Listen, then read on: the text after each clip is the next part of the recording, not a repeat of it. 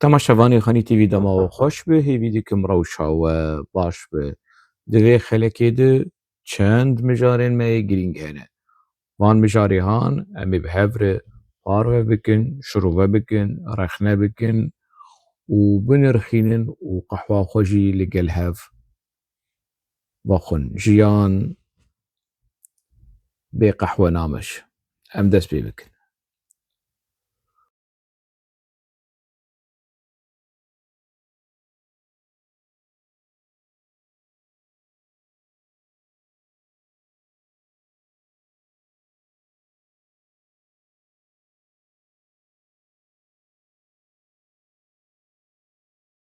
اف جامیر سایگی Öztürk'e روشنامه‌وان لیکولینر و نویسکارێکی ترک ناودارە ev nivîskarihan naskiriye bi têkiliyên xwe yên dewletê ku çavkaniyên wî ji dewletê ne bi taybet ji dewleta Kûr di demên berê jî dê naskirî bû ku kontakta wî û danûstendinê wî bi jî demê re heye dostê gelek kesan e ev kesên han yanî xalên pirsê ê mezin li ber navê wan e yek ji van kesê han ev e Saygî Öztürk nêzîkî Mehmet Ağar bû ku Mudîrê Emniyeta Tirkiye bû kesayetiyekî bi dîroka xwe ya ewlekarî û têkiliyên bi dewleta Kûr naskiriye her wiha naskiriye bi bûyerên qirêj ê di qunaxên di salên notî de çêbû li ser dema wî dema ku mudîrê ewlekariyê bû li Tirkiyê evî rojnamevanê hanê kesên ku li ser sosyal medya navdar e niha û nivîskarê Sözcü rojnameya Kemalîst a evî kesê hanê dostê Mehmet Ağar bû êdîm kî ye ê duwemîn ku Saygî Öztürk dostê wî bû wisa tê gotin yanî li gorî înformasyon û agahiyên ku min piçekî berhev kirin û ji mir hat gotin Kurkut Eken Kurkut Eken yew jî yekî serbazê istixbaratê dewleta Tirk bû rola wî di gelek bûyerên qirêj ê di wê dema hanê de û bi taybet kengî wilo ev çîrok eşkere bû di bûyera Susurlukê Bakurê Kurdistanê xelkê me ê Bakurê Kurdistanê bûyera Susurlukê nas dikin çi ye ê rojavayî jî dikarin piçekî lêkolîn bikin ew bûyera trafîkê ku çêbû û wê erebeya ku qulipî çawa gelek tişt gelek dosyayên tarî û qirêj û gemar têkiliyên qirêj û gemar derketin holê ev Kurkut Eken yek ji zilamên wê dema hanê ye ku dostê vî rojnamevan lêkolîner nivîskarê navdar ê dewleta Tirk ê sêyem kî ye kesayetiya sêyem ew jî wedît Aladîn Çakıcı Aladîn Çakıcı yek ji lîderê mafyayê ê li Tirkiyeyê evî rojnamevanê hanê Saygî Öztürk ku Yusuf Şerîf gelekî pesnîvî dida ku kesayetiyekî objektif e kesayetiyekî tê hezkirin tê şopandin di destpêka xwe de û heta niha jî têkilî van kesên hanê re bû bi kesên ku di bûyerên qirêj ê ewlekariyê dixwedî rol û berpirsiyarî wekî Mehmet Ağar û Kurkut Eken kesê ku di nava tevgera mafya jî dixwedî berpirsiyarî û rol û bandor wekî Aladîn Çakıcı baş e me hinek mînak ji dost û kesên nêzîkî وی روژنماوان هانه وی لی کولینری هانه وی قراسه نویسکارا و لی کولینرا مناس کر که یعنی اویا چی کریه یعنی وی برادری هانه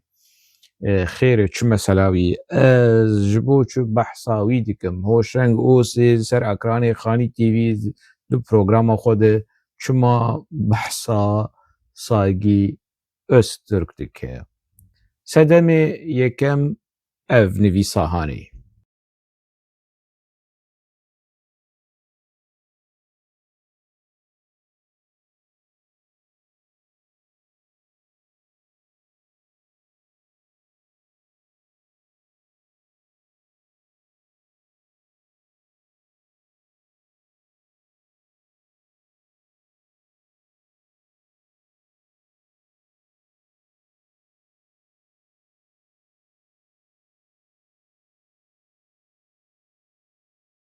Ev nivîsa hanê vê meqaleya hanê di 11 meha Dîsemberê di 2025 de li ser malpera Sözcü û rojnama Sözcü belav kiriye. Di vê nivîsa hanê de behsa kî dike behsa Yeşil dike. Yeşil jî tê naskirin bi kesayetiyê ku rola wî a pir qirêj di cîtemê de hebû. Di wan bûyerên di salên notî ku bi hezara Kurd nîzî 17,000 kes yanî kiryarên wan nediyar têbîra we faîl mecûl cinayetlerî ev ê ku li Tirkiye çêbû wê dema hanê dema dewleta Kurd dewleta cîtemê dewleta Tirk ji aliyekî vê û hêzên tarî hundirê PKK ji aliyê din de wilo wekî koalîsyonekî hebû qurbaniyên vê koalîsyona hanê koalîsyona navbera cîtema dewleta Tirk cîtema PKK qurbaniyên wê nîzî 17,000 kes ê hatin kuştin û wilo hatin qeydkirin ku kiryarê wan failê wan nediyar e meçhûl e ne naskiriye ne penî. Yeşilyan jî navî wî dibêjin yanî ka çiqes rast nerast Mahmûd Yıldırım gelek tişt li ser wî tê gotin dibêjin PKK bû dev ji PKK berda û tevlî bû îtirafçî û ja di nava cîtemê de rol girt. Ev sînaryo hene kesayetiyên bi vî rengî hene Abdurrahman Aygan jî Abdurrahîm Aygan Abdurrahman Aygan niha li Swêdê ew jî vî rengî bû. Tevlî PKK bû û ji nav PKK qut bû tevlî dewleta Tirk bû û îja di nava cîtemê û di nava mîtê de rol girt û gelek kes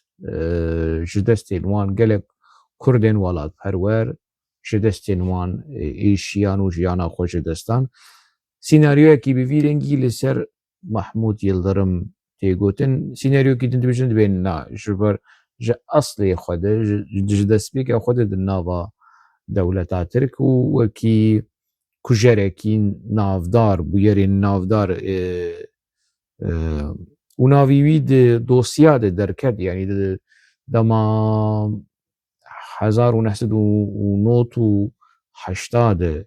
di nava dosyayên lêpirsînê li Tirkiyeyê ku mît li xwe mûkir hat got erê ev kes girêdayê me ye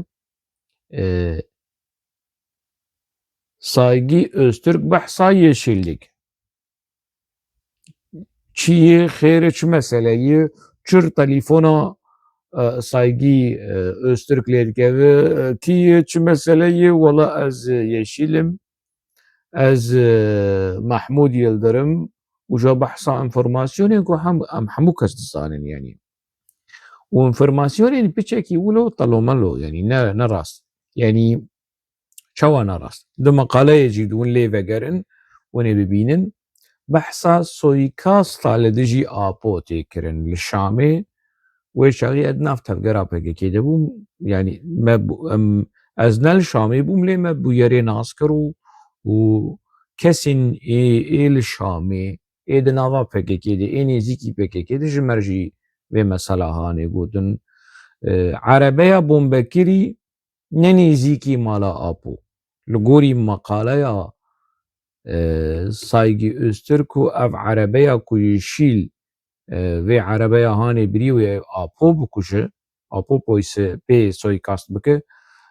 nêzîkî mala Apoyê ne mala Apo bû, ew kampa PKK bû. Li gundê Şeb'a li dervayê Şamê kampekî PKK hebû nêzîkî yani ne nêzîkî li nêzîkî firokxaneya Şamê a navnetewî li gundekî dervayê Şamê kampekî PKK hebû perwerdeya bi zimanê Tirkî ji bo kadro û şervanê PKK de tê de dihat kirin. Erebe ez bixwest çûm ciyê ku erebe lê teqiyayî piştre ez çûm cihê ku erebe lê danîbûn teqiya bû bi rastî dûr bû. Dûrî deriyê kampa PKK bû. Yani zêdetirî 200-300 metre dûr bû. Ti bandora wê nekirane yanî. Saygî Öztürk di meqaleya xwe dibêje yêşîl behsa bûyerê dikije ji wî re. Li ser telîfonê behsa bûyerê dike. Enformasyonên de bûyerê de meselen mala Apo ew ne mala Apoyê. Dûr erebe dûr danîbûn rast erebe dûr danîbûn. Erebe dûr danîbûn li bendê bûn ku Apo derbas be. Erebeya Apo derbas be û biteqînin yanî. Wextê erebeya Apo derbas bibe her du erebe bibin li kêleka hevdû bombe biteqe, ereba a bombekirî biteqe, seyara Apo jî biteqe. Di wê demê de Apo di hindirê kampê de bû û derneket. A dema bûyer teqiya kesên ku dizanin wilo tirsekî mezin kete zikê Apo. Teqînekî mezin bû bi deng cam şikestin, camê pencereya şikestin, camê gözlîka şikestin yanî tiştekî bihîz bû.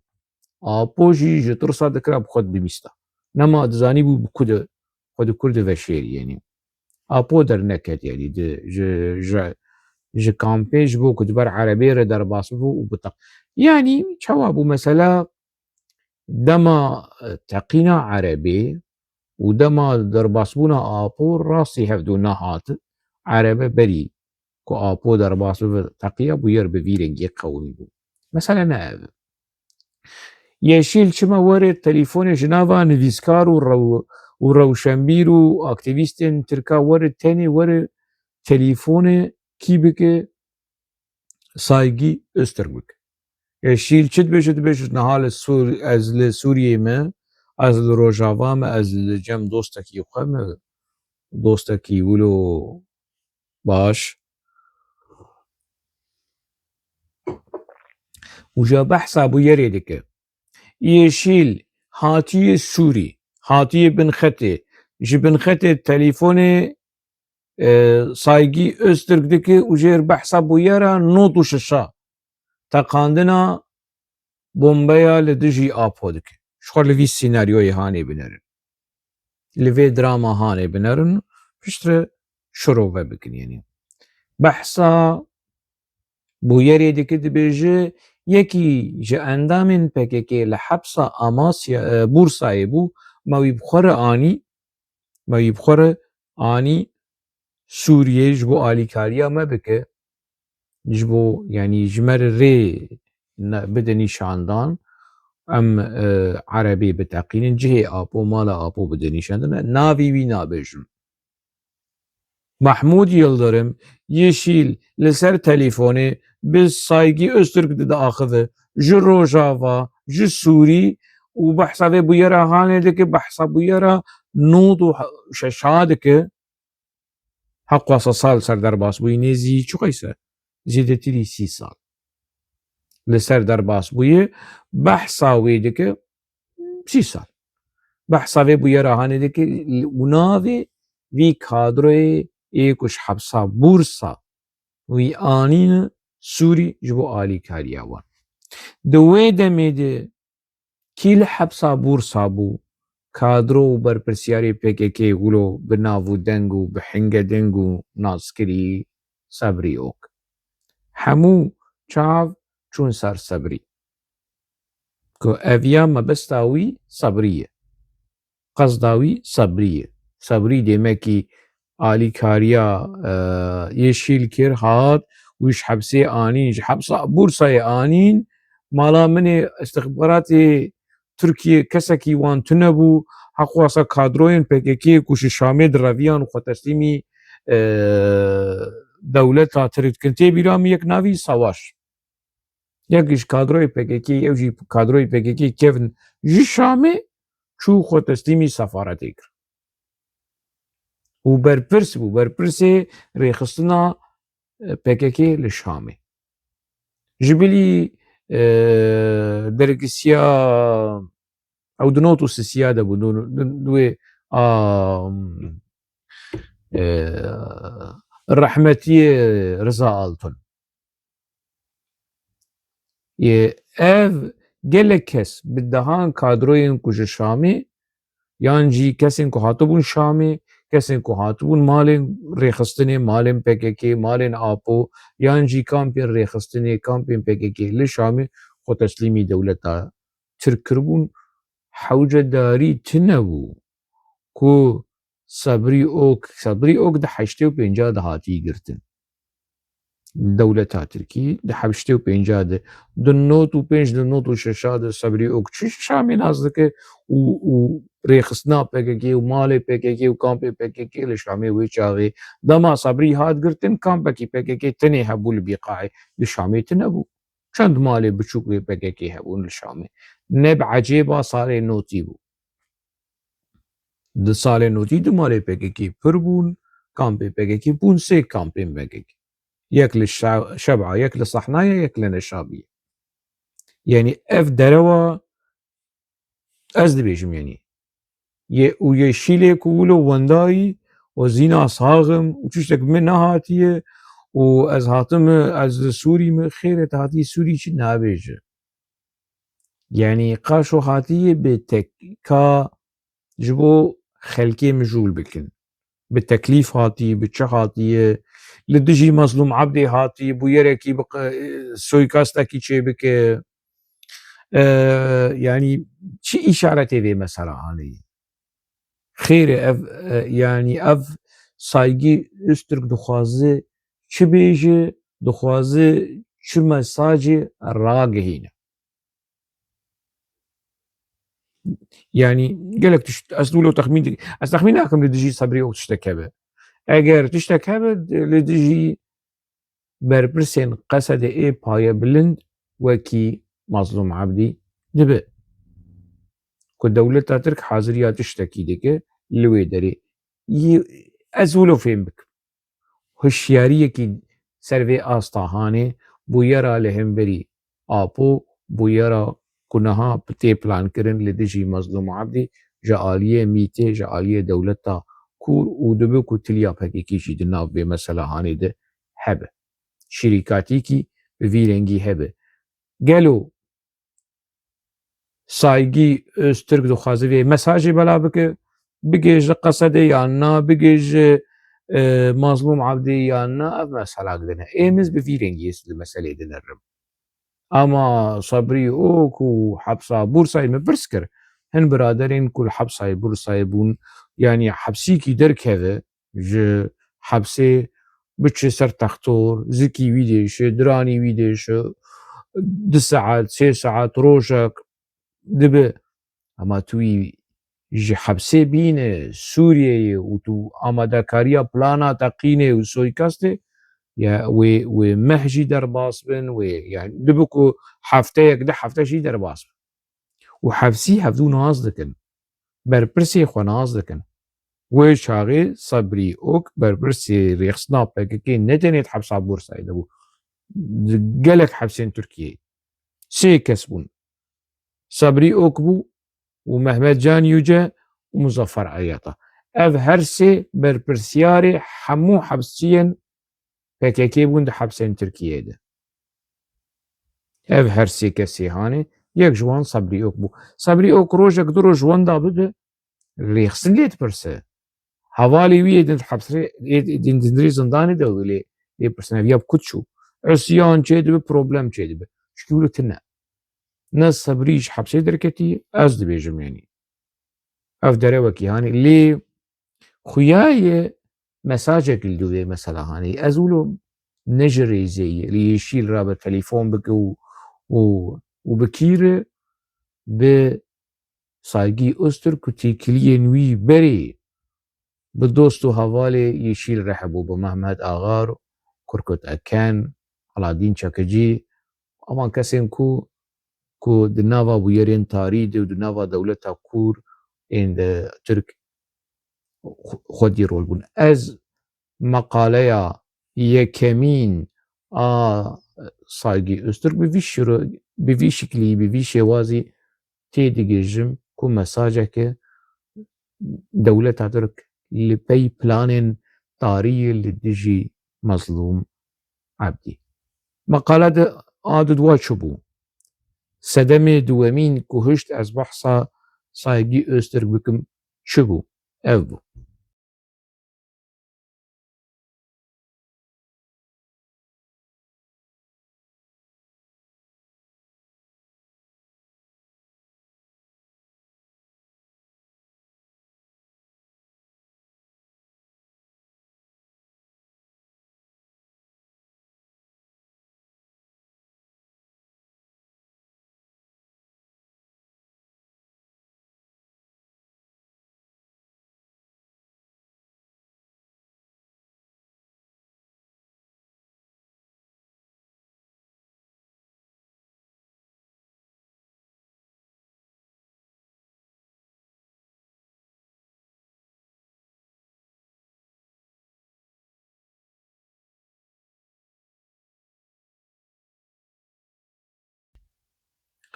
Birêz Saygî Öztürk vê meqaleya hanê behsa Apo dik ku Apo di hevdîtina bi delegeya bişandeya parlamentoya Tirkî hinek tiştan xwest. Çi ye ew tiştê ku xwestiye yek petrola Kurdistanê herêma Başûr Rojavayê Tirkiyê beşek jî ji herêmê re bû. Normal yanî gerek wilo be. Lê dema ku Apo ev tiştê dixwaze dêmekî girîdayê berjewendiyê herêmê ye. Elektrîk û ceylana ku ji bendav û barajên ku hene li Bakurê Kurdistanê beşek jî feydeya wê li herêmê were xerckirin. Û normal gerek wilo be. Ev tiştekî normal e diçe dikeve ekonomiya dewleta Tirkî û li yanî herêmên otonom, herêmên federe beşekî ji xêr û bêra li ser vê herêma hanê ji herêmê re dimîn û beşê din diçe hikûmeta navendî a federe yanî a navendî. Normal gerek wilo be. Niha jî gerek wilo be. Lê qaşo Apo kiriye wekî daxwaz. Ev yek. û ev daxwaz wilo giran dibînin. Yûsif Şerîf jî wilo giran dibînin. Yûsif Şerîf bi zimanê erebî tiştekî girîngî daxwastibû dibe ku ez bi zimanê erebiyê jî hinek lê vegerînim. Ez Yûsif naz dikim. Îja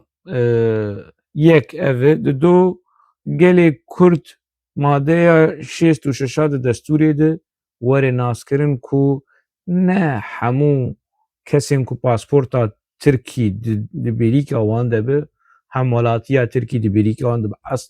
eslê xwe de Tirk in. Ne. Danasîn û nazkirina kesayetiya hemwelatiyên Tirkiyê were ji nû velê were vegeran. Ev yanî destpêkê me digot ku Kurd were nazkirin madeyek ne madeya hemwelatiya Tirkiyê na madeya gelê Tirkiyê tê dinasîn tê yanî gelê Tirk ê li ser vê erzemîna hanê li ser vê coğrafya hanê dijîn were nazkirin ku ne tenê Tirk in. كرد هنا عرب هنا قالك نتوا هنا أبو دخواستني دمادية شيستو ششادة لغوري سايجي أسترك دمادية شيستو ششادة جنوب همولاتيا تركي چي نكو همو كسين كو بأصلي خوا تركي يكي بريطاني جي يكي انجليز يكي فرنسي جي وره 5 سال 10 سال لتركيا بمينه وببه همولاتيا تركيا قالوا بو ترك نبو ترك دوی مثلا هانه ده آپو دخوازه لگوری سایگی استرک آپو دخوازه گو هردن تچی بو نورمال لی گرینگی ندوی ماده ده گرینگی ده ماده یا که گلی ترک تعریف دکه نه همولاتیا ترک تعریف دکه ده ناس کرن گرینگی دور ده آپو گلو افتش خواستی نخواستیه نخویایی تشندن جي ولو تشدن بحثاوان دك آپو خستی ما في پروردهیا زمان کردی لحريمي ولگوری سايجي استرگ افتشتولو گرانن جبركو كماليست افتشتولو گران دبينه لدولة ترك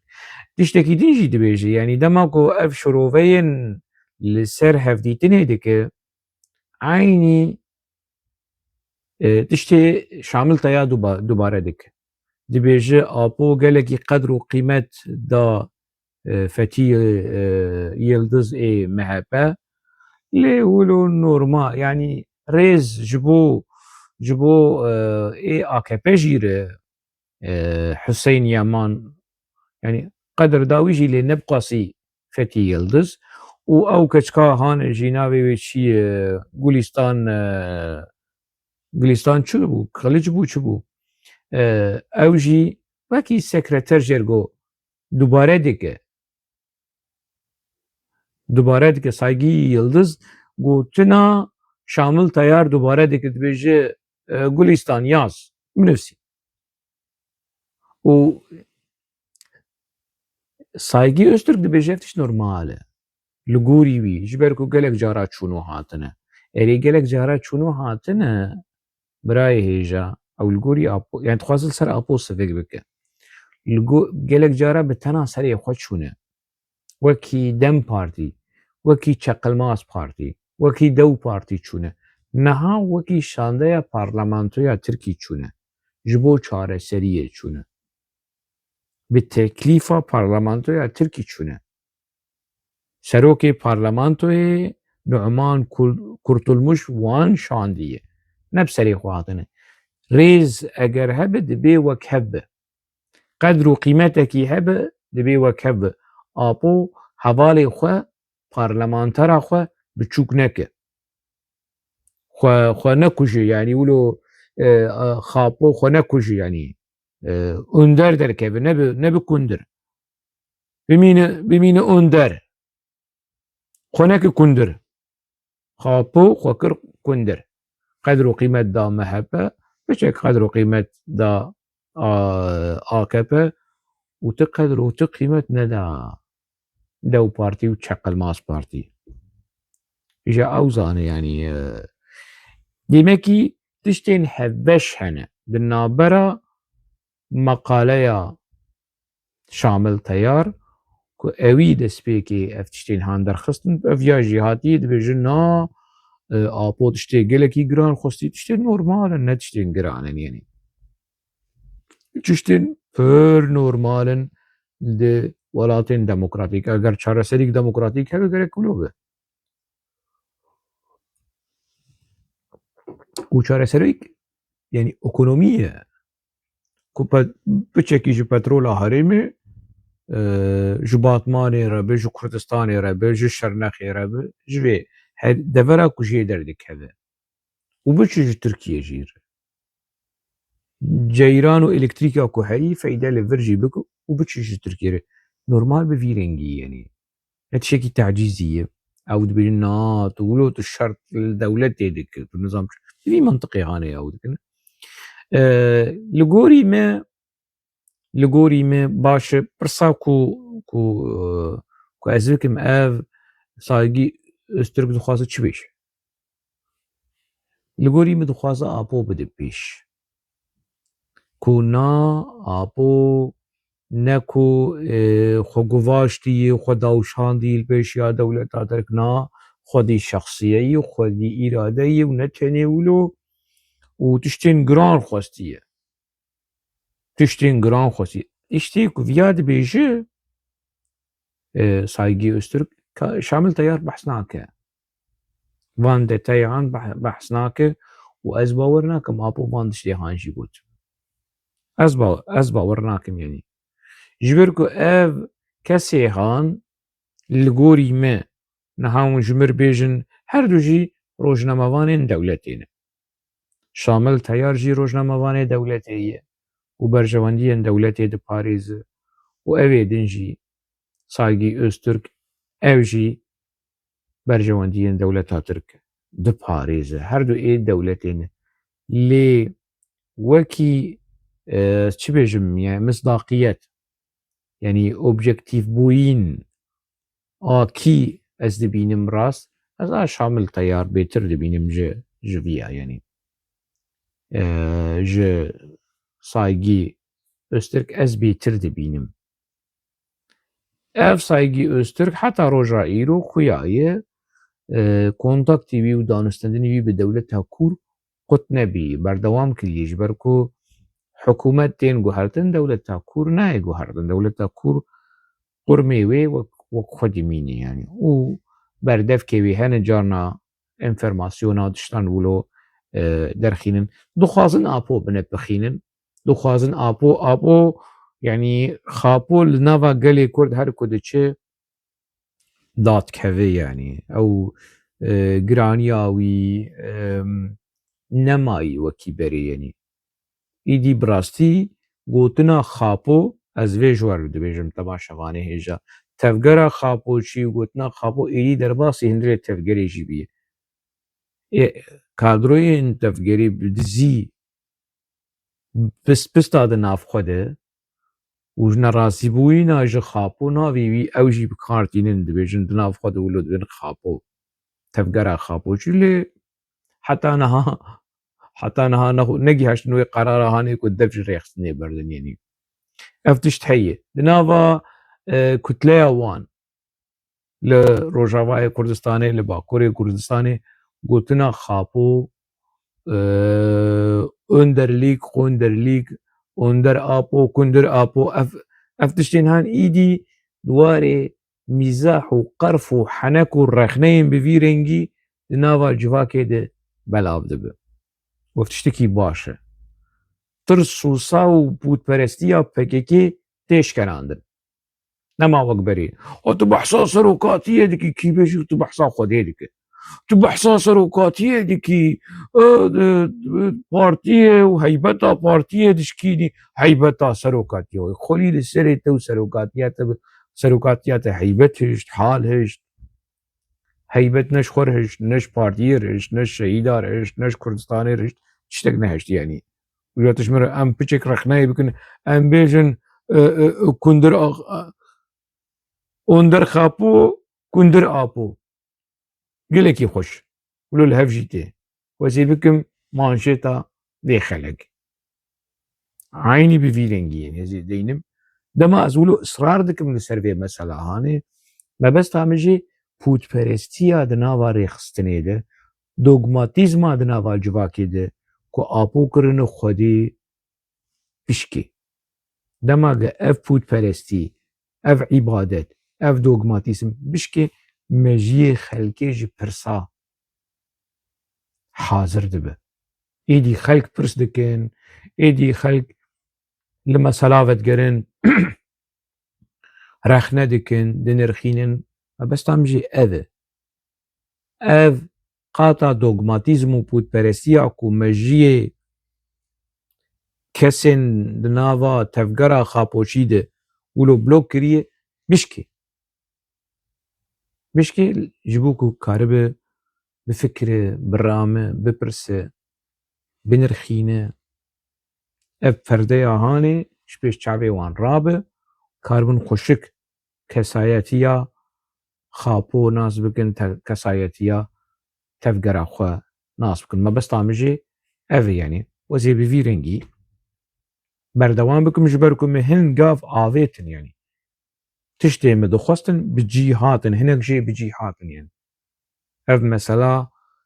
hestê rexneyî helwesta rexneyî hişmendiya rexneyî bi ciddî bi qerf û henek û mîzah bi her du aliye ez dikim ez vî karê han dikim û wezê vî karê hanê berdewam bikim yani mebesta me pê civakekî rexnegêr di hindirê Kurdistanê de şîn bê civakekî ku tirsa rêxistinê tê de nebîne tirsa serok û merok û onderlîk û kundirlîk û onder û kundir tê de nemînin yani Kurdistan li ser her tiştî mafê gelê Kurd ser her tiştî gerek yok.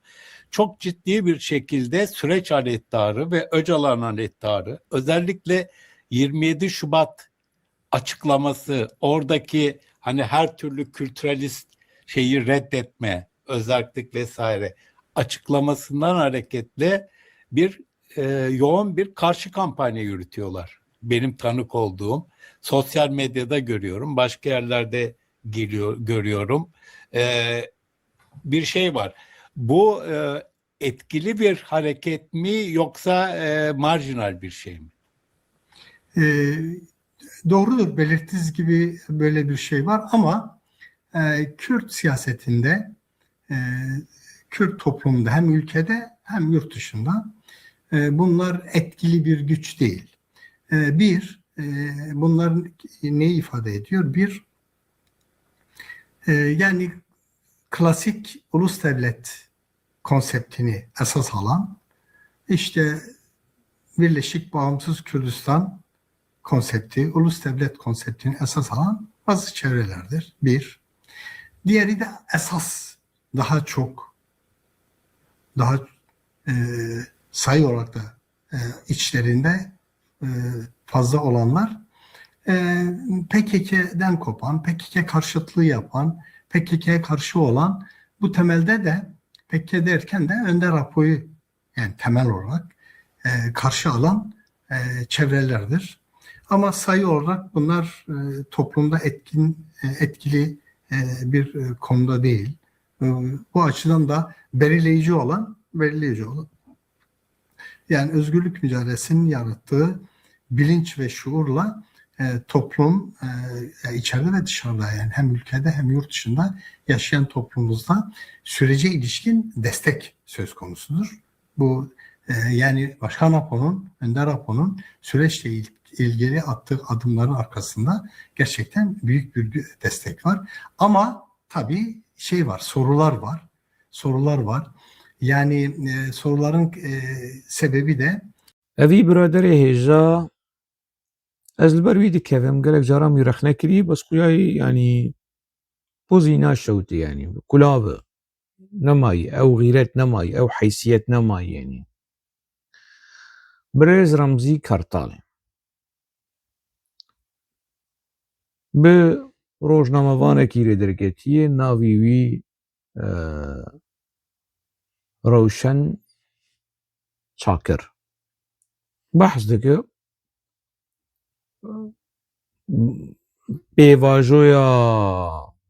çareseriya demokratîk û ne tenê Remzî gelek medya PKK hemû kes pêre hemû Kurd pêre ne derew ha û entelektûel û partî û rêxistin û kesek çi ne jê heyê hemû Kurd medenî ferho Ahmed Dicle bi pêvajoyê re bi medenî ferhoş bi pêvajoyê re bi Hüznî Haco bi pêvajoyê re bi xelas dinya hemû bi pêvajoyê re hemû xwe teslîm bikin çikî wilo tune xapandinekî mezin derewekî mezin wilo bi xelkê didin qebûlkirin bi Tirka jî re hemû tişt bin kontrolê de ne kesekî rojnamevanê têr kesekî rewşebîrê têr sazî û rêxistinên Kurda hemû li gelin hemû çewal hemû li gelin hey xulî serhişk hemû şkûr li gelin هەموو gelê Kurd ne bi te û ne bi partiya li Bakurê Kurdistanê nebuwerene li Rojava jî nebuwerene xelk dibêjin em bi çareseriyê ji dixwazin xweşbela we xelas bikin xweşbela PKK xelas bikin ev çîrok ev nexweşîn ev kolera ev kanser bi çi şêwazî çareser bibe bere çareser bibe Bakurê Kurdistanê çawa ji xwe re diecibînin bere biecibînin lewma bi başûr dibêje em bi çareseriyê re ne em ne bi teslîm bûyînê re ne apo çi xwe teslîm bikim nikarin cer jêr bêjin apo tu çima xwe teslîm dike nikarin hikûmeta Herêma Kurdistanê Birêz Mesûd Barzanî nikare herî ji apo re bêje tu çima dibêjî ca min Tirk e ez dixwazim xizmeta dewleta Tirkî bikim Kurdistan ji me re nelazim niza nikare bêje û jê nayê xwestin jê bêj heya sibê bere apo bêje ez Kurdistanê naxwazim klasîk ev tiştê klasîk in û Kurdistana serbixwe û azad û dewleta netewî dixwazin Remzî Qartal hemû kesên li dijî vê pêvajoya hane û li wan dinirxîne baş e em klasîk in te tu modern e tu modern û tu civaka demokratîk û ekolojîk û nizanim çîk û tîk û hemû tiştê han ji bo te xapû em klasîk in em Kurdistanê em ew lawê te yê ku ji bo Kurdistanê çû serê çiyê û PKK ew kuşt em girêdayê xwîna wî lawî ne xwîna wî ciwanî ne xwîna wî şehîdî ne tu wê xwînê difiroşî tu nafiroşî tu kêfa xwe yî em nafiroşin em klasîk em Kurdistana serbixwe û azad ku mafê me yê mafê çarenûsa gelê Kurd e qanûna navnetewî didi Kurda Qur'ana pîroz a pêxembera mafê Kurdayî ku dewletekî Kurda hebe em bazariyê li ser vê nakin tu û kundir apo kundir xapo hûn li bazariyê li ser dikin û kêfa xwe ev Remzî we li axaftina wî jî guhdar kir bi vî şêwazî de nirxînekî li dijî vê pêvajoyan hin kesên marjînal in kesên bêqîmet in bê bandor in ji nav PKK qut bûne û klasîk in û dewleta netewî dixwazin û Kurdistana serbixwe û azad dixwazin em Kurdistana serbixwe û azad dixwazin û bi şan û şerefê em dibêjin tu ji ber fedî dike serokê te ji ber fedî dike bi kêfa xwe ne em ji ber fedî nakin em ji ber şehîdê xwe fedî nakin şehîdê Kurdistana serbixwe û azad em ji ber wan fedî nakin tu ji ber fedî dike tu dixwazî jê bişo tu bi kêfa xwe yî tu û serokê te temaşevanê hêja evî biraderê hane PKK jina wî ji wî stenî jina wî kesekî divê dinyayê de heyî xîret ya tu kîjan eşîrê yî eşîra Remzî Qartal çi yî ka birejmir behs bikin ez bawerim ji wanê ji derdora wanê yî çi eşîrin biraderên hêja xelkê me yê Bakurê Kurdistanê PKK jina wî ji wî sten û sibêlê wî jî kur kir û kurê wî jî kuşt û wilo li benda meaşê xwe ye meaşê xwe jî ji ka ji kî distîne ji berpirsê ekonomî muhasibê PKK li vê derê birayê Cemîl Bayîk Mustafa Bayîk çi tomeriya eger niha li vê derê bi navê wî çi tomeriya bû di nava PKK de Remzî di çi meaşê xwe ji birayê Cemîl Bayîk bi wilo bi zelûl û melûl û bişkestin meaşê xwe jê distîne ha tu ji ber xwe fedî nake tu ne gunehê tu xwexsî vî halê hane ketibû gireva birçîbûnê ji bo serokatiyê çû halê mirinê ha evî Remzîyê hane berî vê pêvajoya berî çend sala çû halê mirinê çiyê neçî wele Remzî ketî gireva birçîbûyînê جبو تجريدا سر سروكاتي الراب خولي للسريته وسروكاتي خولي السريته وفي مودرنيزما تبه كل ما دنا رئيم ام كلاسيكن ايوي او مودرن او سروكي مودرن جو شحال سري ريانا طبخ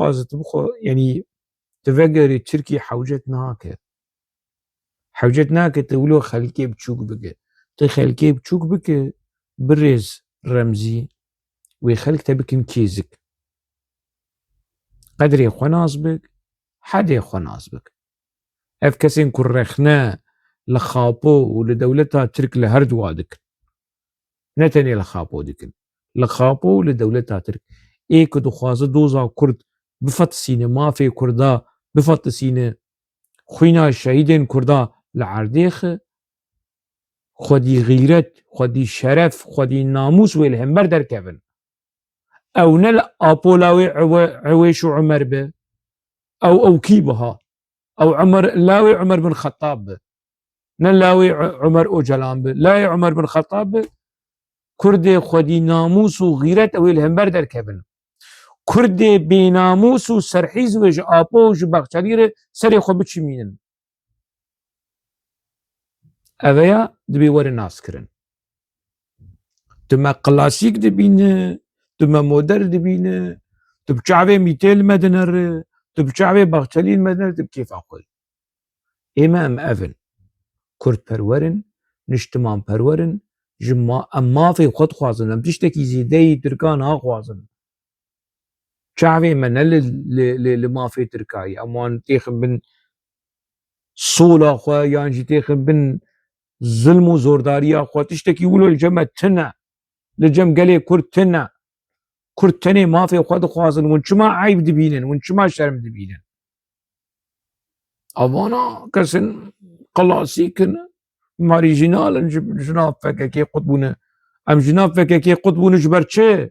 جبر فككي دخواست ما بفروش دولة تركي وكشوات فروتي دولة تركي ام ناخوازن فككي تفليكو ام دفش مش فككي بردايجي ام ناخوازن فككي خو بفروش دولة تركي اللي اقل لكري شيتين سواري وتسري خو سواري ولسري ابو سواري وحمول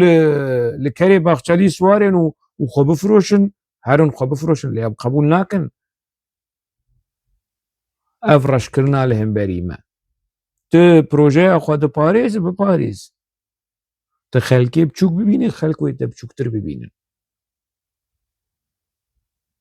بقاسي تا يعني تا ضرر وزيانه كي برمزن جبكي كديتي جناته چو لاوي تشو حال نما عمر شو يعني اف ظلمه وكل سرسري تحاتيه او كريولو كوليك يولو خساندي نحالتت ماينات نكارت باخذه والهمبري تركات الرابع افكسن خلاص بيش نورماله قال كرد هناك جينا رازينه ترك شينا رازينه ترك لسر حالة تسليم بوينا خابو بككي هنا ترك نرازينه ترك حفدو بچوك ناكن ترچما كردا بچوك دكه نخوت تخوخ آني في حالي هاني كو استبتنجي رخنا بكم وشرمزار بك تماشافاني هجا اف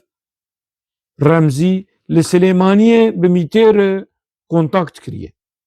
لسليمانية دما كونغرا PKK وفسخ كرنا PKK بريوي وبشتيوي اوي داخويانيه كي درودا ودبرجي ما بحصل مساله هاني داخويانيه كي شرودا وردا والله ام فيديو كونفرنس ب باشقان ابورو و 100 عاجز بو ويش هاغي 100 عاجز بو تليفون جو PKK كرن جرم زير بيشن برا داخويانيه كي دندخين بيجنا شاشات فهم كرن اف رمزي دي ساجا انا فير دا خوياني دا قلنا شاشا دي فهم كر دبن كنترولا او وسروكي خوا ونولي فرا خوا وزبيري خوا وقراموسي خوا حمو كس بأمر وتعليماتي ميتيد شنوتين ابو وان بيس دكه وميجي ابو بيس دكه بفي منطقي هاني افريق سن تيمع شادن اي باشا ما تبخو يعني ون بخو ديكن حق كريه از ناوي في برادري هاني سروكي وي نأوا نلبرتشتكي يا ازي ناوي بفيرنجي وندر خابو كندر ابو بفيرنجي قال لك خوش وقال لك بالرتم مزيكا ويجي خوش وقرف وحنق والرخنه يجي وندر خابو كندر ابو فرل بجنو بالا سروكي النووي عبد الله اوجلانتي فرل بجنو بالا تفقرا نقلاسيك مودرن رمزي قرطال تي لفر استيم داويا في خلقي حتى خلقي كيدين دنا خير وخشيه ده بمينه